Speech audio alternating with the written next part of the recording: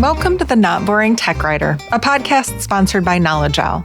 Together, we hear from other writers to explore writing concepts and strategies, deepen our tech writing skills, get inspired, and connect with our distinctly not boring tech writing community.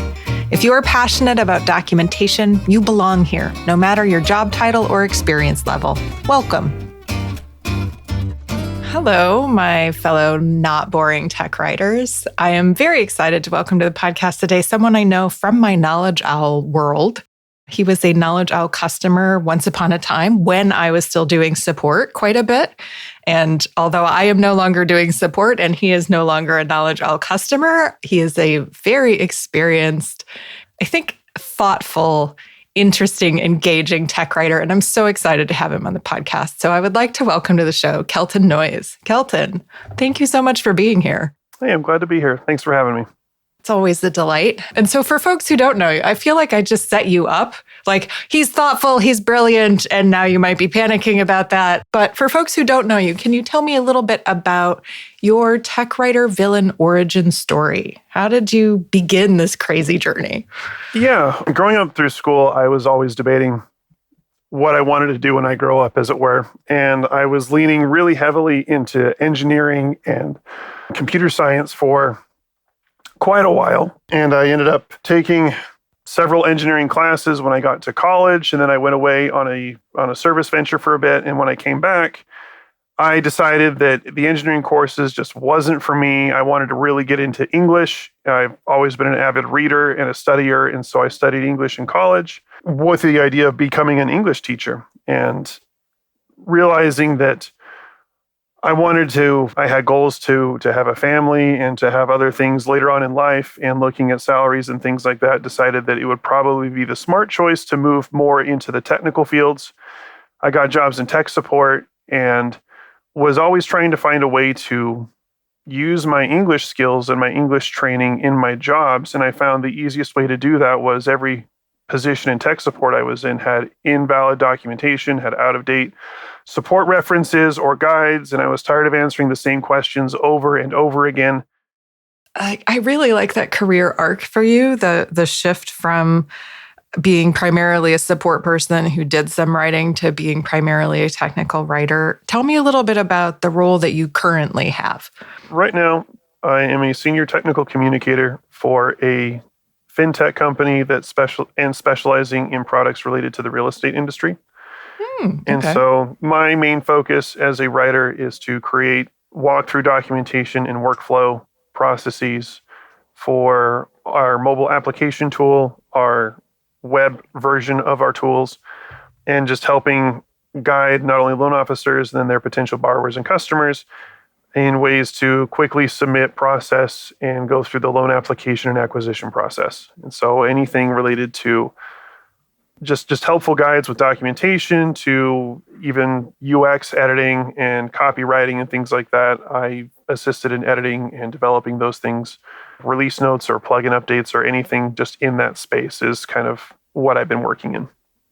Very cool. And are you one of a team of writers, or are you kind of like solo writer who has some other people that you kind of pull in? What does that look like? So there are several writers that are with this company. I'm the only writer for my specific product line in what I do. And so most of my day-to-day collaboration is with my product managers, with the support and training staff, product marketing specialists. And so I do have a coordinated effort that I work with on a daily basis, but I do also have writers that work in other parts of our company's products that I can use as peer editing references and collaborative efforts from a writing space as we coordinate on style and making sure that our documents can be unified as much as possible.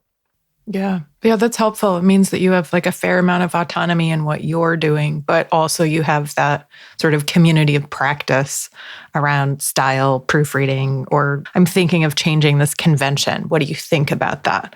Which is not really a conversation you can have with a support person or a product manager unless they just happen to be super into writing, in my experience. Otherwise, they're like, you're the writer, you're good at this, I trust you. If you think we need to change it, we can change it.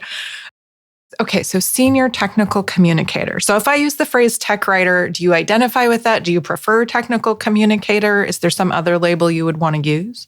I'm fine with either of them. Technical communicator was an idea that was passed with my company a couple years ago, where we're realizing that with the introduction to AI and several other types of ways of creating and writing and drafting and curating documentation, what we really are is not just writers. Our focus is we're editors. We are a bridge between engineering and the rest of the world and our customer base.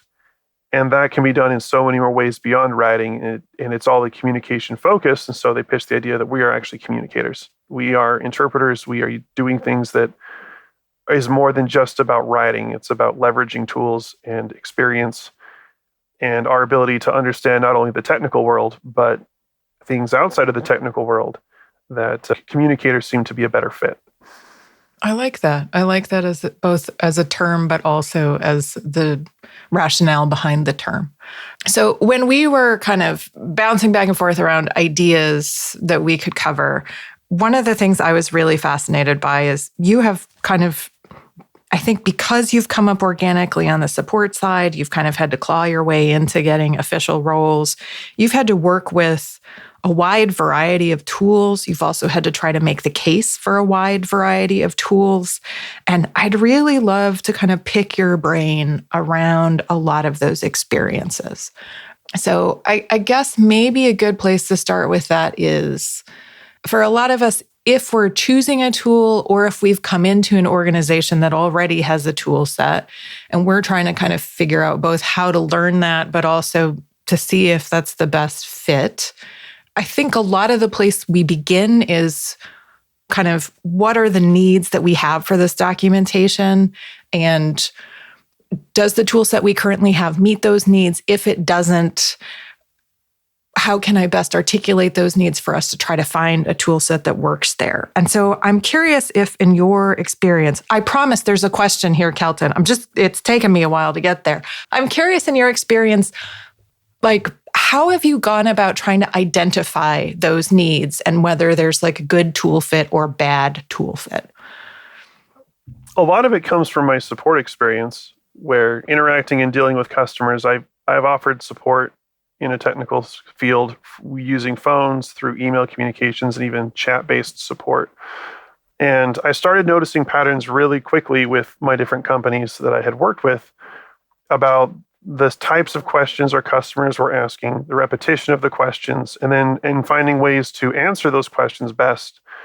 I started looking at ways to not only present the information in a very quick and easily digestible way, but finding ways to update things. As I've worked in software and tech companies for a while, updates and changes to the product happen all the time. So I wanted something that was also going to help with ease of updating and maintaining the documentation to keep it current.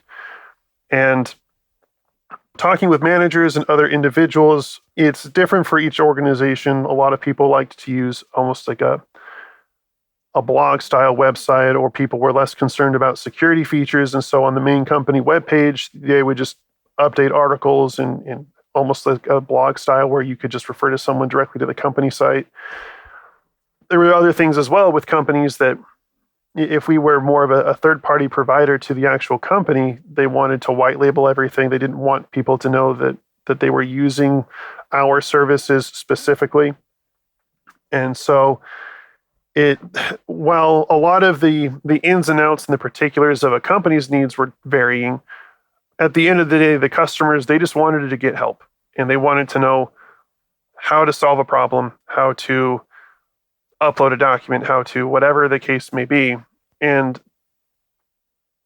at the end of the day, you could do that with a simple Word document if you had to just answer that question. But trying to find ways that you can send out a PDF, but you can't edit a PDF well, or at least you couldn't for quite a while.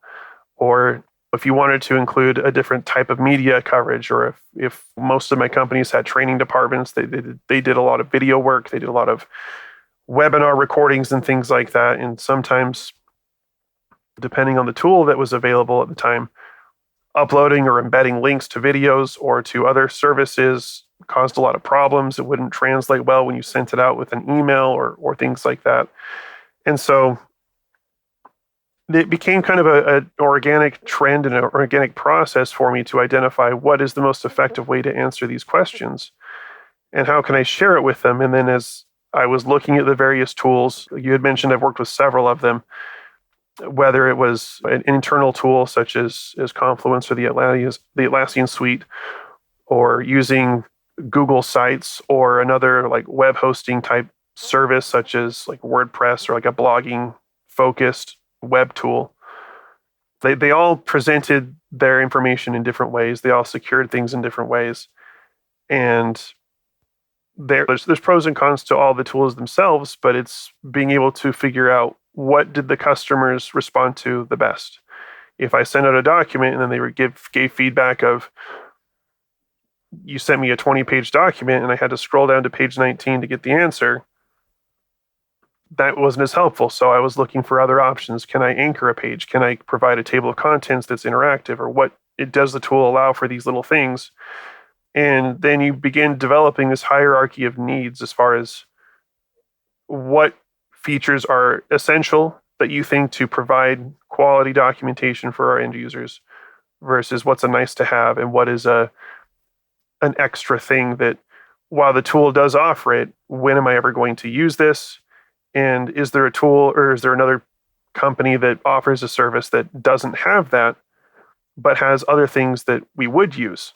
And then, once you have your list, you can look and see, does the product I'm working with currently offer all of those things? Yes or no?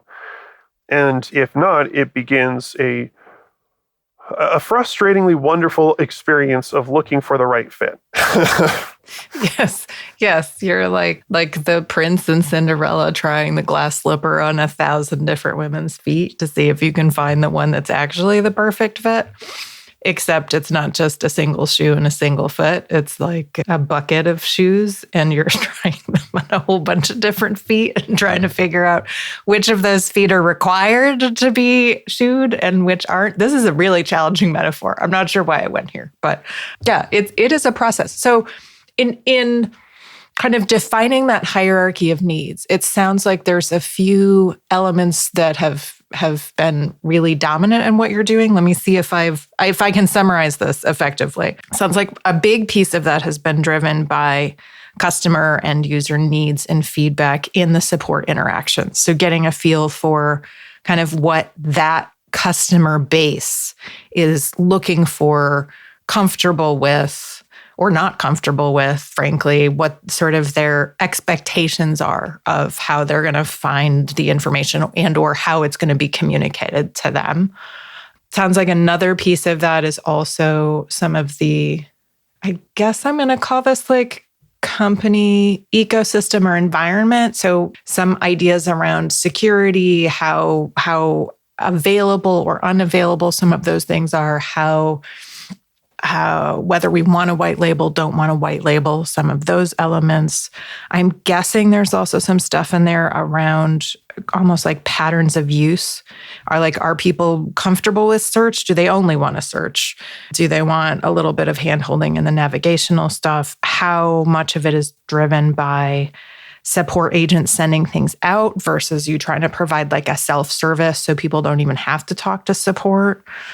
What else am I missing in there? It feels like you didn't explicitly say this, so this might be an assumption on my part, but is there also an element of like either author quality of life or author workflow here that like different companies have different people working on documentation or updating documentation and you want to find a tool that's going to help facilitate that piece of it?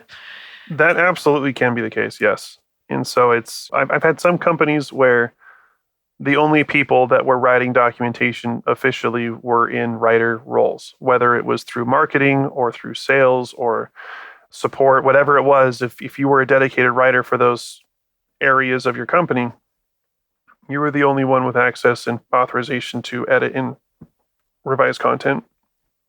But I've had some companies as well that it was more of an organic, free-flowing thing where I've worked in startups where they just didn't have the headcount to have dedicated writers. And so it was more of whatever you learn, put it in this hub of information and There was no quality control, no collaboration effort. It was just anybody that had something to share, just dump it on a page real quick and share it.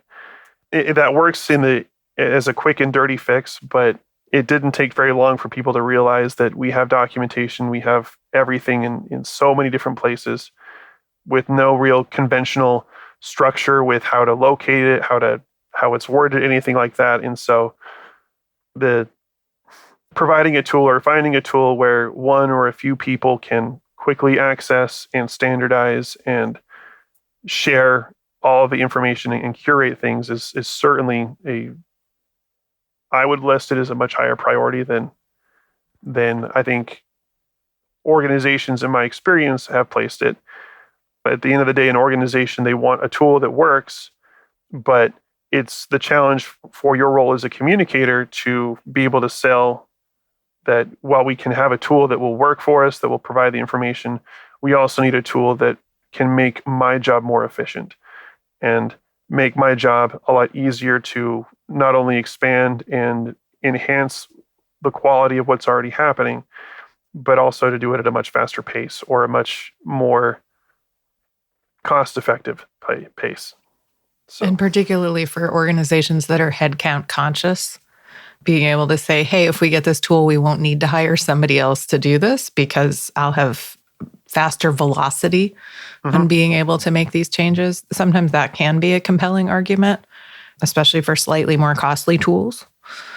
I guess I'm also curious in your process of trying to figure out some of that hierarchy of needs, what's absolutely required versus a nice to have versus, oh my goodness, we would never use that. It's irrelevant that the tool has that. Have you had cases where managers or people higher up have felt very strongly that something was an absolute need to have requirement and it wasn't? Yes, actually. The need to haves and the requirements that were presented to me from one company was that we have to find a way to make a tool that we exist work. And so that was also a thing where it's like, we're not going to expand our budgets. So we need to find something in our current suite of tools that will provide this service. But at the same time, they were asking, saying, hey, customers really want this. We would love to deliver this for our customers. And the two were in contrast with each other because no tool that we had offered the things that the customers wanted and that they were expecting us to do. And so the way around that one was trying to help revise and present what is actually the need here. If it was and we found that if the client is big enough that the position can be changed a lot easier higher up. If we're looking at finding ways of saying, hey, if this client wants to have ease of access, so they want their knowledge to include external resources or links directly to our live training sessions, or we want to be able to collaborate and merge two different spaces in one, the integration component that will require that doesn't exist in Google Sites or whatever the case may be. And what we would need to do is we need to start looking around and finding something that can do that. But also, if we look and find what are some of your other needs, what are other company needs that we have, what are other departments actively using, because what I found is selling somebody on an idea of acquiring a new tool, the more all-inclusive you can find that will make that tool not only better for you, but for other departments or other groups of people within your organization, the far easier it is to sell people on the idea that this tool is something that is going to be far more beneficial than what we currently have, and it's worth our time to invest in it. So is that a little bit of like, is this something that can help solve a fraction of marketing's problems or a fraction of support's problems so that they have an easier tool to do this thing? Yeah. Okay. And that was one of the big selling points actually that I had when convincing the company I was working with to acquire Knowledge Owl specifically was looking at things, and we can talk about the investigative process of everything as well. But when we looking for Knowledge Owl 5 years ago, it was selling them on the fact that we had an interactive glossary was one of the bigger selling points actually, where In the industry, there is a lot of acronyms. There's a lot of high-tech terms that are flying around everywhere in the real estate space. And our sales teams and things were giving feedback, and our support staff as well, saying that a lot of our time gets caught up if we're reaching out to a borrower or something and we drop an acronym or we say something and they just have absolutely no clue what it is that we're referring to.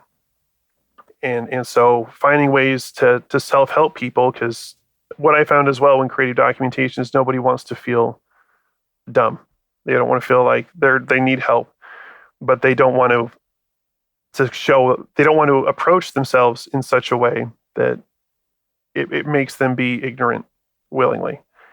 And so when creating to feel like we're smart, autonomous people, don't we? Like to feel that we can solve our own problems. And isn't it great when documentation helps somebody feel that way and solve the problem? Yeah. And so that was one of the big things that I found. And I decided to put more emphasis on this is not only a nice to have, but it's kind of a need for the industry specifically, is I could create a tool and on the back end, I would have this list of all the acronyms, all the key terms in the industry. I would provide a 1 to 2 sentence definition, and then in the documentation themselves, on the first or several mentions of that term, I would have a little tooltip icon that all the customer would have to do is hover over it. It would provide the full expanded explanation of what that thing is. And not only did it save me space on the actual page of the document because I could hide information in the little tooltips, but it provided an additional layer of knowledge that made selling somebody on a tool that much easier. And our sales team started being like, look, we have a knowledge base. You can self-help if you can. And if you have questions about something, it's an interactive knowledge base where you can do things where we're trying to help make sure that the things that you may have questions on, we are giving you as much information as possible, making it as easy to identify as possible. And then if you still have questions, the knowledge base also provides a direct line of communication with our support team. You can send and submit a report request directly to our team. And that way our support team also knows that they're getting your request from the knowledge base. So they can see that you are trying to self-help and you just made either the answer doesn't exist or you just may not know what the key term is. And so that not only informs our support staff on what you're trying to do in advance, but it also lets them know that, hey, you've made this effort. And we found as well doing that, our support turnaround on our SLA times went down from a 2-hour turnaround time window to we could solve an issue with a customer in 10 minutes. There were a couple threads I wanted to pick up from some of your comments here. One of them is, I really like that you pick up on the fact that like many of the problems that you end up solving are not problems that initially are identified as lack of documentation or as docs related problems. So like, it sounds like part of the driving factor behind that, let's consider an interactive glossary, was people sending emails that had acronyms that weren't explained in them, which is not necessarily like our official documentation doesn't explain what this acronym soup means. It is, hey, as a salesperson or as a support person, I'm realizing that a whole bunch of our customers don't understand what these acronyms are. And to then make that connection to say, hey, maybe documentation can help solve that problem. Because it sounds like initially that was not necessarily like, we need documentation that'll provide this thing. That sounds like a need that you uncovered at some point as you were having these conversations. Is that fair to say? Yeah, it is. I mean, it's something that obviously around like water cooler talk and things around the office that other departments and things had also expressed those types of concerns. It means being on a support floor when you're sitting right next to 3 or 4 other individuals also on phone calls, overhearing bits of conversation from their end saying, this acronym means this term, or this is what it means. And that repetition as well was something that to me is always like, if I have to say the same thing over and over again, how do I make it more efficient? How do I make it better? And how can I avoid saying it altogether? Yeah. If I've had to say it 3 times, that's 2 times too many. How can I handle this in a way that actually scales? Yes. Yeah. And that's just, and again, it's more of finding ways to empower people, because I found a lot of ways that myself on occasion and other colleagues of mine, when they would communicate things, not only trying to explain what the term was, but how they would communicate that we received feedback through customer surveys or things like that, where we would get mixed reviews saying, hey, this person was super helpful in explaining this piece of content. It was very helpful. It helped me understand the process holistically, or others were giving the impression that the way the same answer was communicated, that they felt that they were being talked down to, or that they were having this mixed review, but the problem still remained that they did not know something. And so it became very much something, well, how can I solve this with documentation? Again, with the focus of reducing support times, reducing the amount of volume that would come in, things like that as well. Because at the time when I was doing a lot of this investigative work for a tool, I was still trying to convince the organization I was with that being a technical writer full-time was actually a full-time job. And in technical writing, as well in communication in general, certain companies look at departments and they look at different things as far as what kind of value do you offer the company from a bottom line perspective. And communication and documentation is a very difficult one to show positive revenue or positive returns on, because it's a lot of organizations I found saw it as a necessary evil or just a sunken cost. Just it has to happen, but there's no positive return. And so finding little tricks like that glossary feature, or finding ways to help not only inform our user base, but to make it easy to answer questions or easy for them to navigate through their own problem solving, we could then leverage and saying, since this knowledge base went live, or since we really promoted it, here's how our support volume has changed. And if it's shorter support times, fewer incoming emails, things like that, and then also being able to use a tool that has a back-end metric system for user access to a knowledge base or to the content that you've created, you can also support and supplement, saying that these trends are going down. And it's not just because we have a really great support staff, but we also have hundreds or thousands or whatever the number is of users coming and visiting and reading this content. And they're staying on these pages for 5+ minutes, which means they're reading it and they're processing it and they're trying to do things with it. And those are that with the increase of knowledge consumption and the decrease of support staffing, you can draw those correlations and parallels, saying, this is why we have this tool. This is the value that documentation, that communication offers. And at that point, it becomes a much easier thing to fully invest in, and saying, great, how can we make things better? And then getting other people in other departments saying, yes, and now we want more. And so the evolution of features and needs and hierarchy, it becomes so much more than just your responsibility as a technical communicator. It becomes a much more collaborative effort across multiple departments within the organization once you've been able to get the buy-in. It's interesting because I think documentation as well as support are often seen as like cost sinks. You have to do them. And what you're describing is sort of a way of proving the value of documentation by saying, look at how much it reduces support costs if we have good documentation, which changes the nature of the conversation a little bit from like, documentation is costing us so much money, to documentation is saving us from having to hire 10 more support agents or whatever it might be, if you can have the numbers to kind of prove that once you roll out that documentation, your SLA times improve, or your time to close overall improves, or your ticket volumes in general just drop, whatever that might be. And so it is definitely one way to make the case. There is something I want to pick up here. So you mentioned earlier on the idea of, are there ways that we can find additional groups whose problems might help be solved here, right? So that the tool becomes not just a thing we're using for this, but that it has these ancillary benefits to other teams. And I think that is a great way to kind of make the case for good documentation tooling.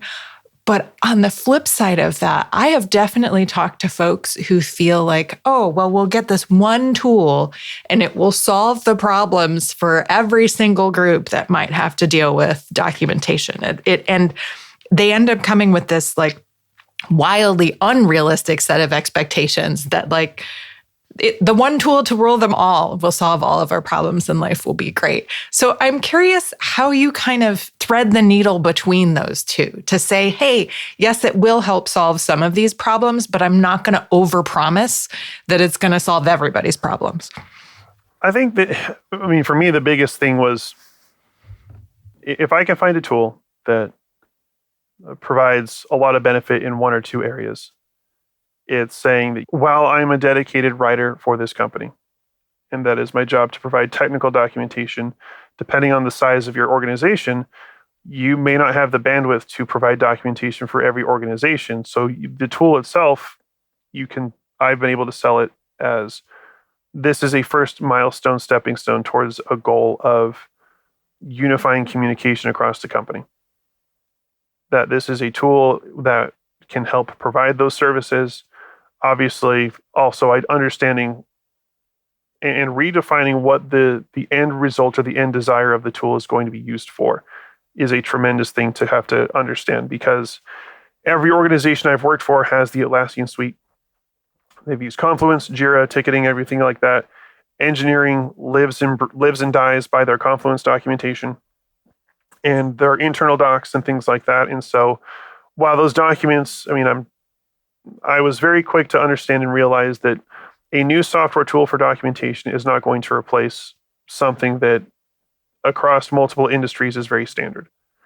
But what we can do is we can find a tool that bridges a need of centralizing information as much as possible, or what we feel is information worth sharing. And so in my efforts in collaborating with product managers, with product marketing, with our training departments and other things as well, establishing a primary focus for the software tool, in my case, it was the end user experience, customer access to documentation, to helping support them.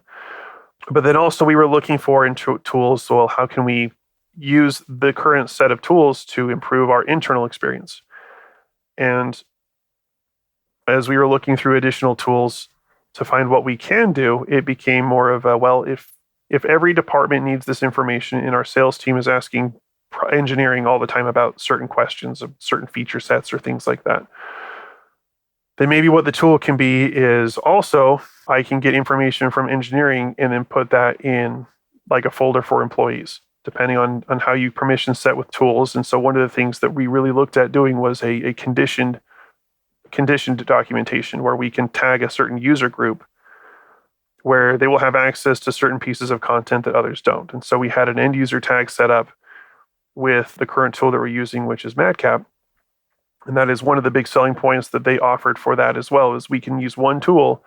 We can create and publish content in a knowledge base. And then depending on the user level, we could give them access to different levels of information. And so that became a huge selling point and a huge thing of excitement, where not necessarily are we expecting everyone to write their own documentation. We just kind of file it away where it goes. But they can give us pieces of information and saying, hey, this is great stuff. This is stuff that our sales team or our integrations teams or different things need access to. Their things are constantly out of date, but we're communicating with you on a weekly or monthly basis. And so you have the most current information outside of engineering. Maybe you can use that information and use that knowledge to create a place for other departments to know that you just go here, you can look at this, and based off of the tag that we have set up, you can have a visual representation of this is the stuff that you're looking for as an internal employee. And that becomes more of a collaborative space as well with our end users. And our customers had access to everything that they wanted. Our internal teams had access to everything that they needed. And that was something that we found a lot of success with in a collaborative space, while understanding that engineers have their own documents, they have their own processes and things. I'm not trying to take over their space, but I'm just trying to show the company that we can have a unified space where the information that we need to share can be centralized and can be focused somewhere. And then at that point, it becomes, this is what the tool can do. And then we have a conversation of, now that we have this tool, who are going to be the main players to make sure that that goal can be reached? And so that becomes more of a head count, or do we have designated writers in different departments, or do we have designated communication points that are responsible for curating information and sending it to myself or one of my other colleagues, or whatever the case may be. And that, to me, and that approach is something that really helped sell the idea of the tool.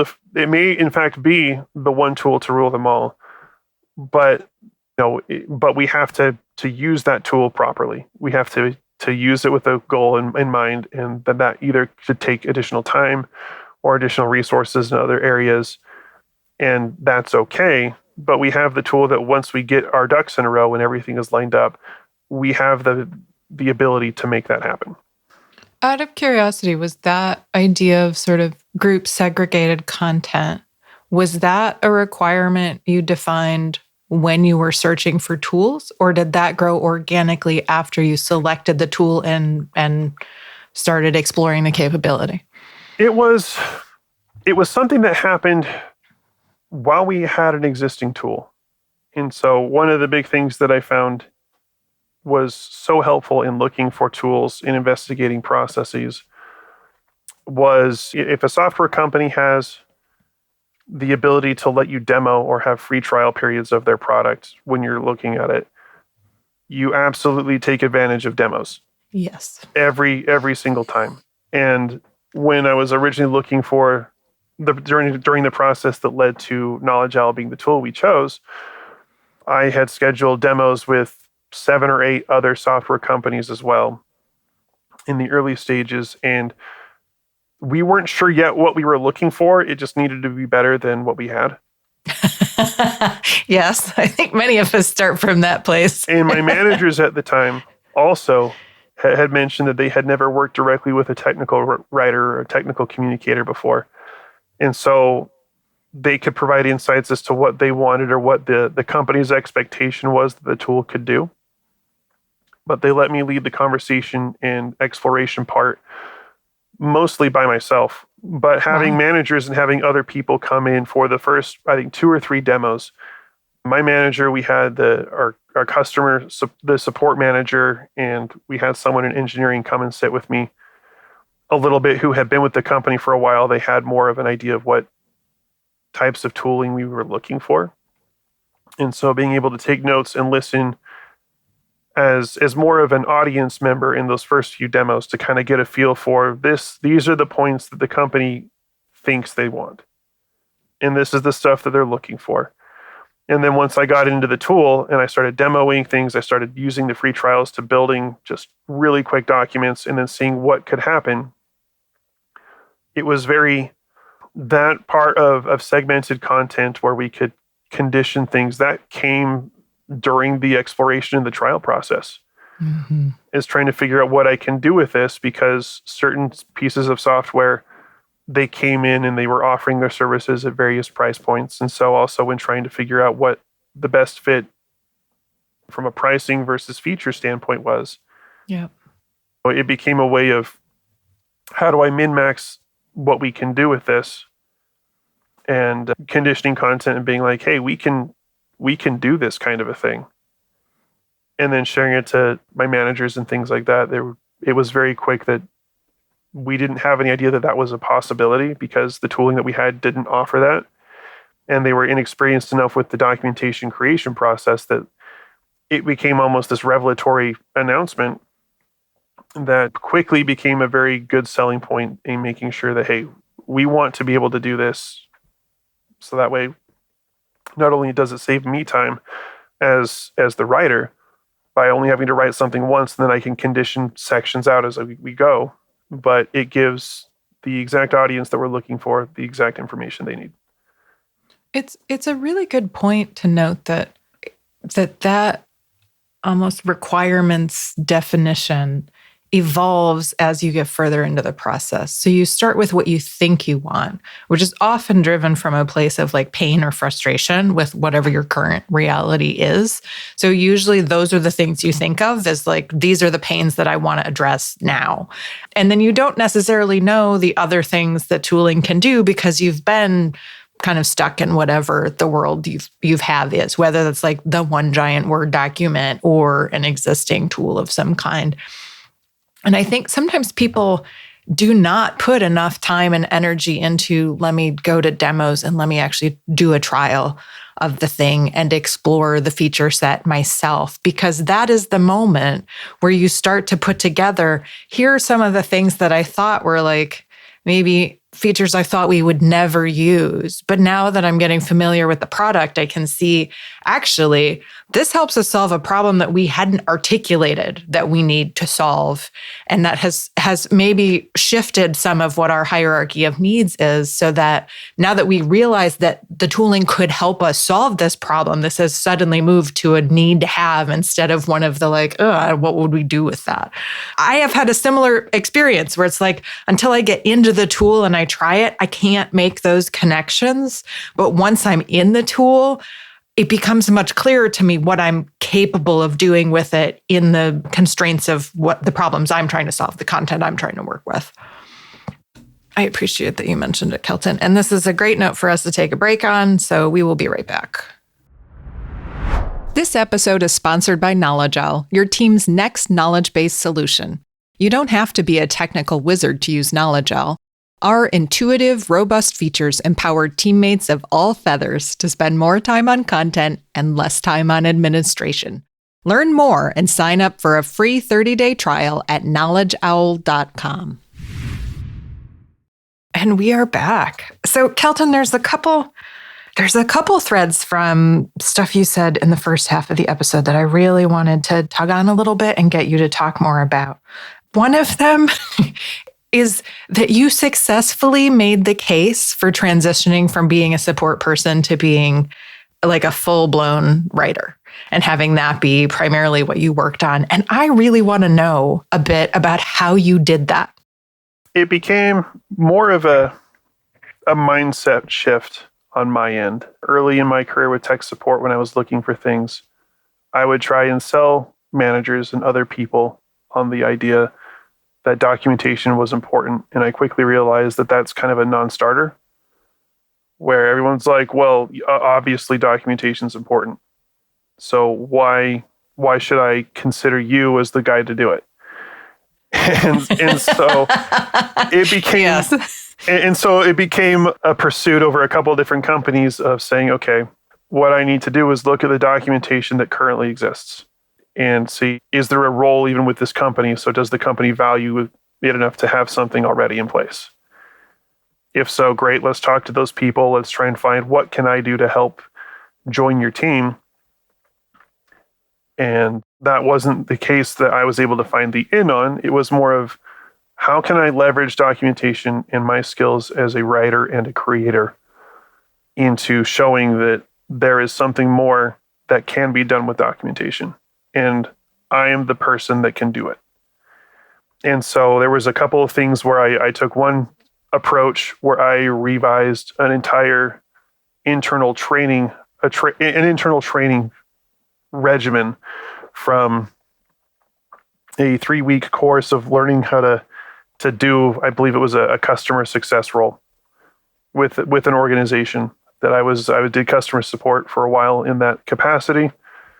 I had a 3-week training session to get aware of what the job is, found that 95% of the training was useless to what I was doing as soon as I hit the floor. Because, and it wasn't necessarily anybody's fault. It was a new role in a new position and people didn't know how to train about it. But as soon as I got into the role, I realized there could be so much more here. So I ended up writing 30 to 40 pages of, here's actually what you need for this role. Here is how you do things. Here is how you specialize and how you can get up to speed. And then I took that to my manager and said, look, the next person that comes in this role that is assigned to our team, let me take them off of the training floor after like day 2, after like the orientation and the tooling introduction and things like that. Let me grab them out of the training and go through this process with them, show them these docs, and let's just see what happens. They bought in on that.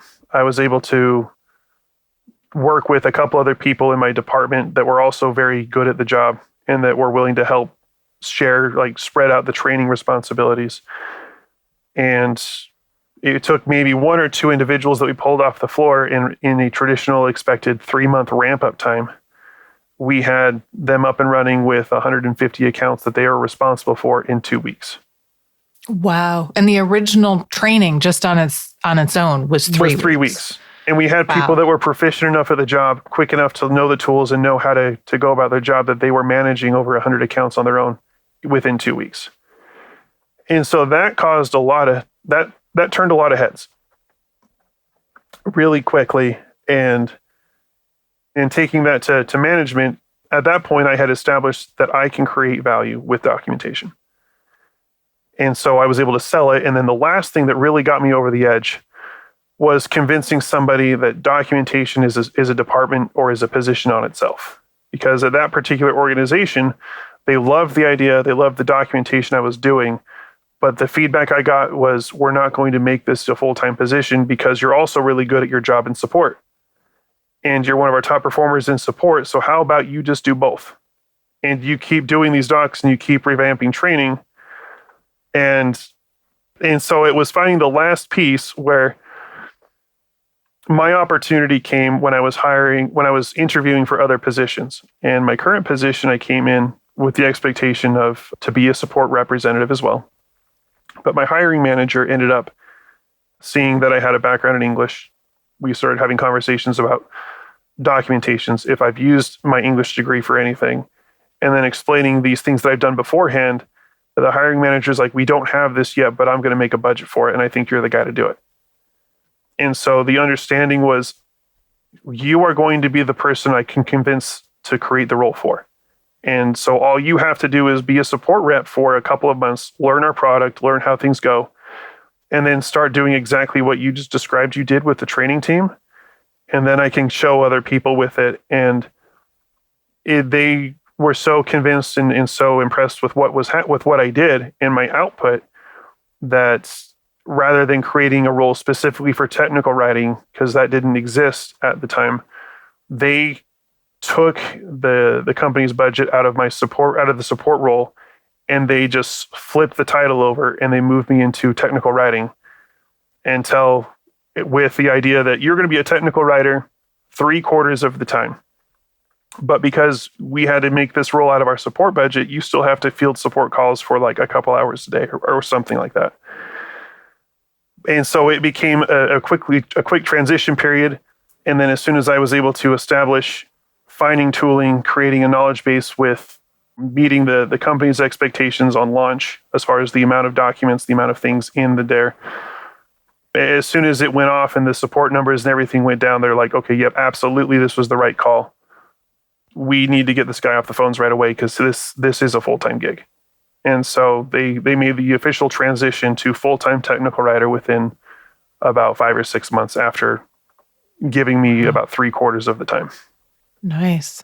It's interesting because I've heard various versions of stories like this, and then like people just get stuck doing both roles for forever. And it sounds like one of the maybe two big things that worked in your favor here were, one, that you had that demonstrated example from previous work experience where you could be like, I use documentation to help streamline this training effort. And here's very specific numbers about how that changed, which opens the door to that much more nuanced conversation around what can you do with this. And then you delivered successfully when they gave you the space to do it. So it helped make the case just by you performing well in that, which is great because I do know folks who've been stuck splitting their time for years between the two, and it's so challenging. It's challenging and it's very frustrating because I've done that before as well, and it's very discouraging for you as an aspiring writer to want to do both. Yes, it is. Although, flip side of that, it is great to have a couple months of doing support because it helps you really learn both the product and the customer base. And that, I think, really does help inform decisions that you make on the documentation side. The key is just not getting mired in that for forever. Basically. So like I said before, it was just people understand that documentation is important. And so it was more of a mental shift in how do I approach and how do I sell. Not that documents are important, but the work that I do specifically lifts and elevates and makes the documentation perform at a much higher level. Yeah. You're selling yourself as the person making documentation, not just that documentation matters and is important. Yeah. Yeah. That's an important distinction. Also, I would think a little bit harder to shut the conversation down, because otherwise people will say, well, of course, documentation's important. It's just not important enough for us to fund it, but it's important. Yeah. There's also something I feel like we were getting at a bit in your description of some of the evolutions of tooling choices and like where some of those goals went, which is that it feels like some of what you're describing there is a little bit a shift in the culture around documentation, either around how important documentation is or the role that documentation plays in the organization. So once you roll out a successful documentation tool and people get used to it being there, and customers get used to having documentation that will help them solve their problems. As you said, that changes it more from a nice to have to a requirement. And sometimes that gets you additional requirements. And this is in and of itself, I think, a cultural shift within an organization to say, wow, like we don't just say documentation's important. We recognize that documentation's important. We want to put more effort into this. And that kind of whole culture shift then changes the goals that you have for your documentation. So it's like, I would say one of the common patterns I've seen working at Knowledge Owl is that people come in and their initial goal is like, I want people to self-serve so that we just get fewer support tickets or whatever. And then after they've had a knowledge base for a period of time, it becomes not just I want them to self-serve. I also want to do, maybe I want to put my release notes in here, or we've been hosting our API documentation in this other tool. Could we host it here so it's with all the rest of our stuff?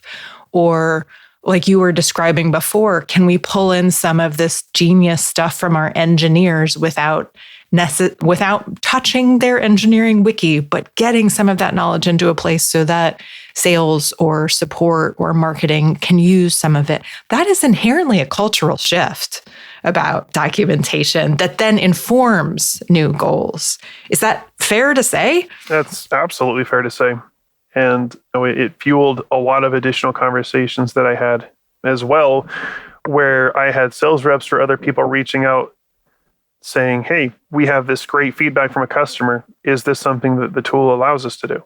And people not only become more invested in what documentation has to offer, but then they start becoming more invested in how do we improve it? How do we make it better? And can the tooling that we have support this? And everybody became invested in it, where documentation was important and great. For our sales team, it was like, okay, the fact that we have a working knowledge base that I can live demo for people is now a baked in part of my sales pitch. And it wasn't beforehand, where I'm like, I am leveraging like, hey, if you want to come with us, this is like an extra goodie that, we're not offering. You don't have to pay us anymore for this knowledge base and this knowledge resource, but like, this is what we have to help you help your own customers and help your own employees. Everyone can access this. And then other people saying like, yeah, and it became a massive shift to where people became excited to see what we can do. Excited to see where we can take documentation, how things work. As soon as that shift happened, I ended up getting reassigned to work with the training department for a while as part of that. And so I got to sit next to a couple of our company trainers, and we spent hours just debating and figuring out ways to improve each other's lives from a training and a documentation perspective, where it became a coordinated effort to say like, well, I personally don't have a lot of video editing experience or using those tools, but the trainer is a master of it. He does it all the time. And he's really bad at writing his scripts or things like that. And so it became more of an exchange of services where we would talk about trainings. He would demo some trainings for me. And so I would help him revise and edit his scripting to communicate the information properly and basically fact check him on what the tool actually does. And then he would create these great videos and really good walkthroughs, and we would find ways to embed and create that as well. So I would have a document that supported a professional training video and then the written documentation behind it as well, because as people shifted their perspective on documentation, it became more of a, how can we maximize our customers' self-serving and learning? And so instead of just a bunch of words on a page, how can we leverage our UI to help assist in the learning process? How do we make sure that our UI is up to par? How do we revisit editing and taking of screenshots to maximize what people can gain from one screen's worth of information? Or also getting feedback. We have visual learners, we have audio learners, and things like that. So we created multiple types of media to present that information. And it was a really wonderful time to see that shift and that buy-in in ways that I hadn't originally anticipated. Yeah, completely. It's like it grows its own legs, and then suddenly, like entire areas you never thought of open up, and you can do stuff with them or collaborate with people you didn't even know existed before. Mm-hmm. Yeah, and it also feels like that might be the impetus behind realizing that you need to reevaluate your tooling and potentially pick new tooling, as it's kind of like a doc's maturation process. Like, we've solved our initial problems here. We've now built this sort of larger culture around this, which has given us new problems that we want to solve. And maybe our existing tooling can't do that. Now is the time for us to consider additional tooling at this point. Yeah, that's exactly how things had happened and evolved. And at least in my experience, that while we had this great tool and people were buying in on it, because the buy-in was so good and because the momentum of working in a startup was so fast, it did not take very long to realize that myself, I could not keep up with the pace and the demands on my own. And so the company reached out and started looking at getting an additional writer dedicated for it, which to me was awesome, because every company I've worked for beforehand had like one tech writer, one tech communicator. That's all they had. And they're like, no, the buy-in is so big, we need another writer. And so they brought in another seasoned writer that was in technical writing for 20 plus years, that really knew the industry, which was a huge win for me on a personal level, because while I knew I wanted to do technical writing, I've never worked with a professional technical writer before. And so I was just learning as I go. And then seeing his perspective on things was absolutely fantastic once he came in and he learned the product as well. And then it became a conversation of, all right, how do we use and really leverage a tool? You found a good tool. So now let's look at this. And we started talking about things of, he saw technical writing as more of an extension of engineering. And so it became more of a, we are building something. We're not necessarily building the tool that customers use, but we're building the tool that supports the tool. And so we need to have a similar workflow and a similar process to this. And it doesn't look good for anybody if we publish something and it goes live and there's a bunch of typos, or there's a bunch of things that weren't coordinated, or we missed something. And then we have to hurry and take it down, fix it, and bring it back up. What we can do instead is this concept that was unknown to me at the time of like branching work and like having a live website and a live knowledge system. But then what we want to do is we want to be able to break apart from that and branch off of the main route. And we have these behind the scenes locations where we can keep building and curating and editing and doing all these other things. And now that we have two writers between us, we can begin this peer editing process where it's not just relying on the knowledge of the product teams and things to verify that the software and the workflows are correct. It became more of a writing focus as well, of like, what is our voice going to be? That I tried to maintain consistent voice in documentation in a consistent style, which was fine, but now we had another writer at place. And so it's like, now we need to start thinking about like a stylistic guide. How do we want our official company voice to be? How do we coordinate that? How do we communicate that? And how do we work together as writers to make a better product? And with those conversations and with the ideas and the other writers' experience, it became very apparent that Knowledge Owl was no longer a fit, that we were outgrowing what Knowledge Owl's tool was capable of. And so that, plus the additional requests coming in from our company and our organization, and that buy-in, it started the process all over again.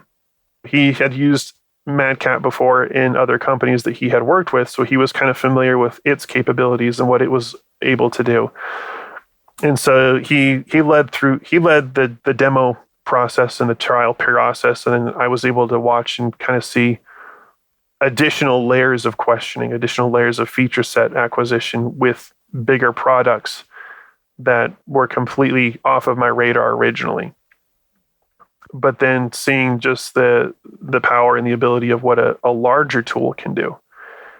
And not only was it a lot easier to do some of the basic features that we had already with Knowledge Owl, but now we could take it into 4 or 5 other areas that we weren't able to do previously. And that became a very exciting thing for our organization to hear as well, that we have additional editing and back access and additional metrics to even pull from, because the metric system became something that was almost a weekly report I was pulling, and that they really wanted to know how many people were using the knowledge base. And then we got to find additional pieces of content or additional metrics that were offered by these other tools that were so much more impactful from an organizational mindset, that it just became a very natural evolution to then have a tool that could grow into what we were doing. And not only were we finding a tool that we could use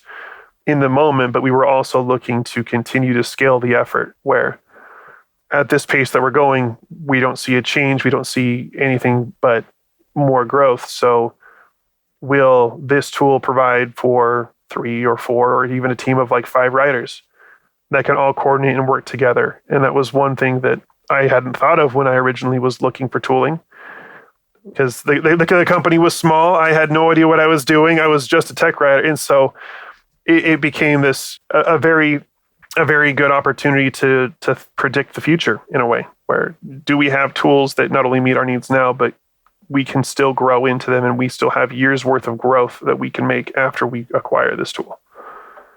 But it's also worth noting that, like, you can only see the future that you can see, right? And so you're picking tooling that feels like it's a good fit right now and for the future that you believe you see coming. But you might get 2 or 3 years into that, and the future that you thought was coming is actually really different than the future that has actually come. And that's a good problem. Generally speaking, that's a great problem. Like, you solved the problem you initially had. You solved it well enough that for a couple of years you could kind of just stick with that same tooling set, and then you hit a place. I really like that career arc for you, the shift from being primarily a support person who did some writing to being primarily a technical writer. Tell me a little bit about the role that you currently have, or we now need features that we never needed before. And like that to me is like really healthy growth within a tool set or within a tech writing organization, group, team, whatever, because you don't really know where you're going to go until you have gotten part of the way there. So you're making educated guesses, more or less. And sometimes you guess really well. And sometimes, or your company gets acquired and they lay off half the team, and suddenly all that fancy tooling you needed, you actually don't need so much now. You need something that's more streamlined for 2 people or what have you. So it is interesting because you're trying to select tools that will grow well while also recognizing that like the exact nature of that growth is not necessarily knowable. So you're trying to make good decisions. And sometimes you do, and sometimes you don't. Yeah, exactly. And that's part of what we're going through right now, is my organization is experiencing yet another transition, just exactly what you talked about, where we're going to be leaving Madcap for another tool. and that was inspired a lot because of company acquisitions.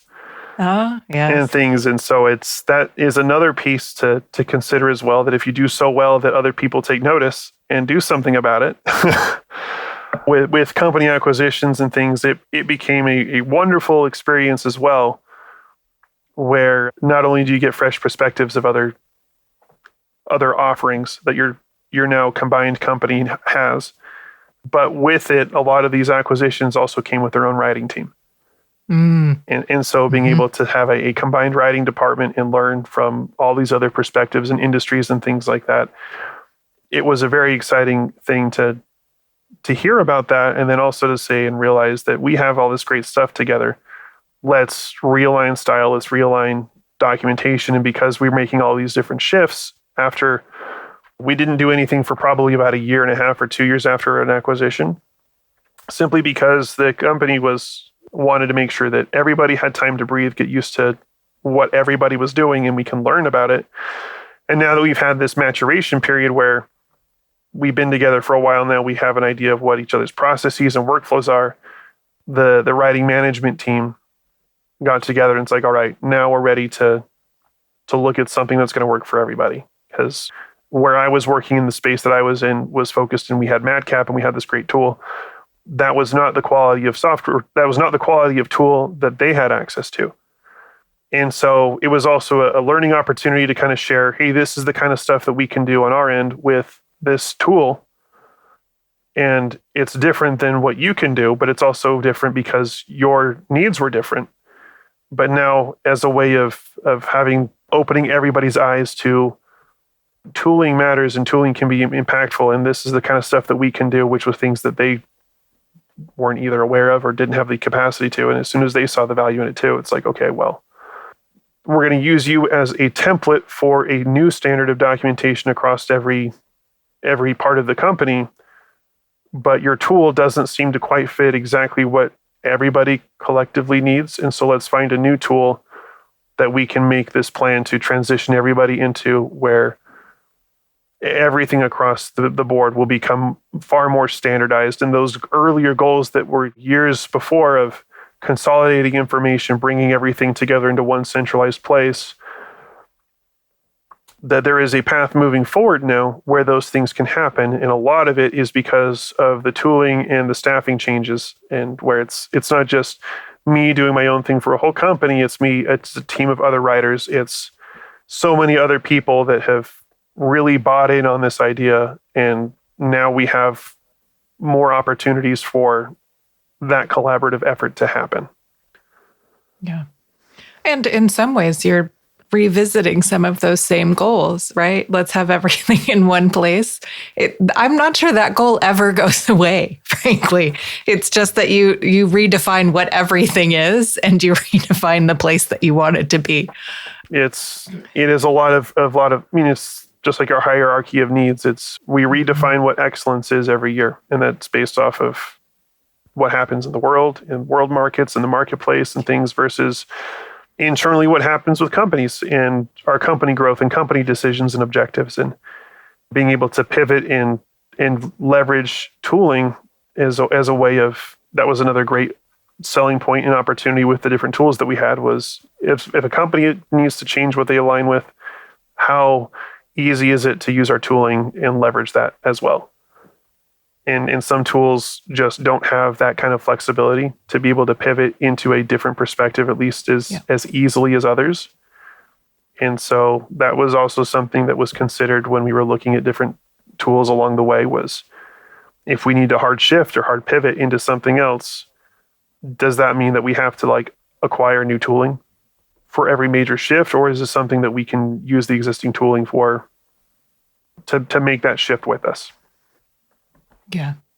Yeah. Or how creatively do we have to try to use that existing tooling to make that shift happen? Sometimes you have to get very creative to make it work, and sometimes not. Sometimes you discover layers to a tool that you didn't know were there because you didn't have the need previously. What would you say, in your experience, have been some of the red flags to indicate it's time for us to re-examine tooling? One of the initial red flags that I found was knowing the audience that you had to reach out with using your tooling. In my case, with our knowledge base, our knowledge content, one of the big concerns being that the organization had was we didn't just want anybody to access our content unless they were a customer of ours. And so finding tooling at the time, like SSO authentication protocols or other ways that we could validate that this is a confirmed account holder with our service.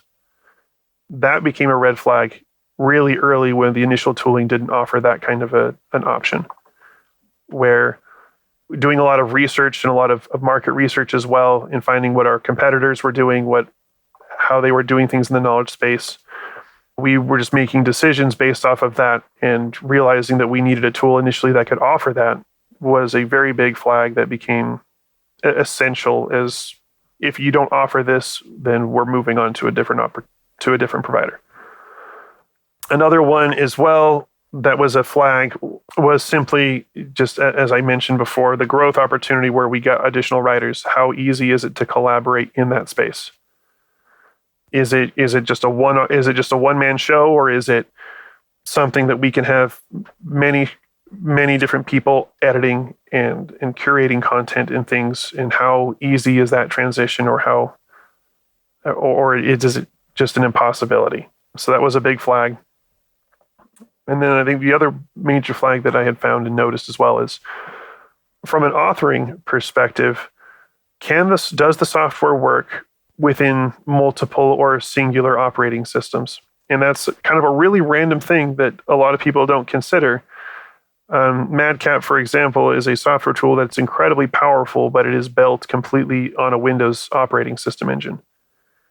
And so if you're a company where your tech stack is all invested in Linux or in Apple or other operating systems and platforms, is that really the right fit for you? Do you have the ability to acquire Windows servers or be able to work your way into their tooling? Or is this something that it would be such a hassle that another choice is going to be better for you? And so looking at, I guess, system requirements is a big red flag too, where what exactly do you have, and does your company offer even the hardware or the ability to really use the tool the way that the tool is made? Yeah. Or does it hamper the tool's usage in some way because it's really more optimized for a different tech stack? Yep. Yeah, those are really good. We've covered so much ground, Kelton, and I really appreciate all of your insights and experiences that you've shared.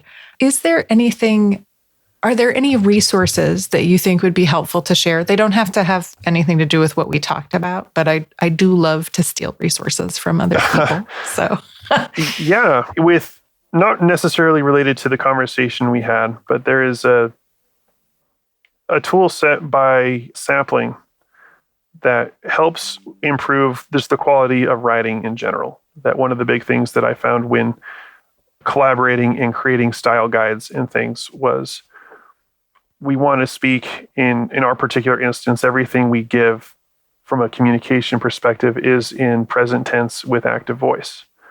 And that's how we want to communicate to our individuals.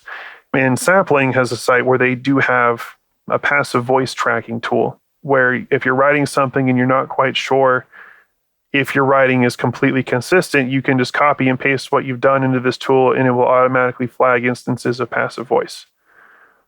And then you can then continue to work through things. They also have other tools such as like a passive to active voice changer, where they can actually modify and you can leverage ways of helping change your style and your tone and going through things. And that was something that I was introduced to a few years ago that I used so consistently, especially as a way just to improve my own skills as a writer, because that was one thing I found was I am very much I will write off the top of my head, and it's a very organic and a very natural conversation that I'm having with myself, but I'm not consistent in my voice with myself.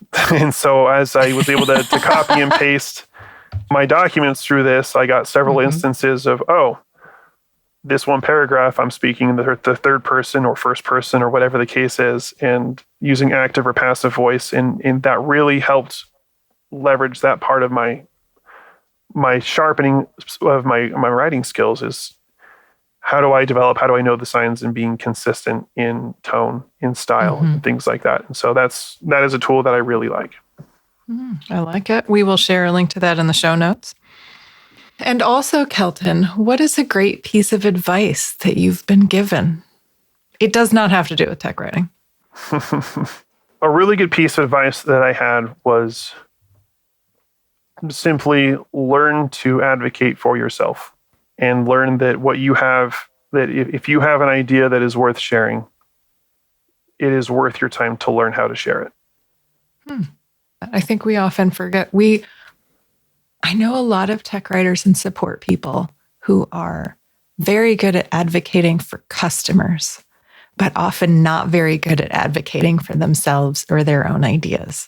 And I suspect sometimes we need to be able to say, you know what, I'm just like a customer. I'm just as deserving of advocacy as a customer is. Or a lot of times where you think that you may have a wonderful solution, but you don't know how to communicate that to other people in a way that the way that you intend, or the way that helps create these culture shifts that we've kind of talked about, and things of that nature. And so it is absolutely one of the best pieces of advice I got was, if you have a great idea, it is worth your time to learn how to share and to learn how to communicate it. Yeah. And then lastly, Kelton, if you want people to follow you or get in touch, how would you like them to do that? Through my LinkedIn profile would probably be an excellent place to go and just reach out. Perfect. We will link to that in the show notes as well, if you want to go hook up with Kelton and pick his brain about any of this stuff. Well, thank you so much for your time and your generosity of knowledge. This has been fantastic. Yeah, thank you so much for having me.